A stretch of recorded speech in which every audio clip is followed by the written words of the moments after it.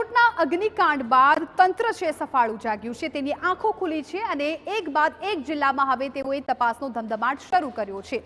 ત્યારે પંચમહાલના ગોધરામાં mall, supermarket અને સિનેમાઘરમાં ફાયર સેફટીના સાધનોનું ચેકિંગ કરાયું, જેમાં સાધનોનો અભાવ તેમજ સાધનો એક્સપાયર થઈ ગયા હોવાની પણ જાણકારી મળી છે।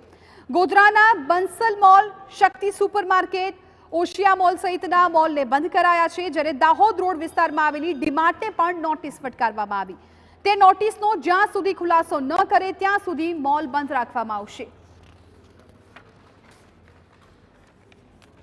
ગઈકાલે 4 ગેમ ઝોન જે નગરપાલિકા વિસ્તારમાં હતા તેનું ઇન્સ્પેક્શન કરી તાત્કાલિક ધોરણે બંધ કરવામાં આવેલ છે અને આજરોજ ડીમાર્ટ છે તેને શોકોઝ નોટિસ પાઠવેલ છે, તેમજ Bansal સુપરમાર્ટ, Osia mall, પેન્ટાલુન્સ, silver screen અને મૂનલાઇટ સિનેમા, શક્તિ મોલ એ સર્વેને નોટિસ પાઠવી અને તાત્કાલિક ધોરણે બંધ કરવામાં આવેલ છે।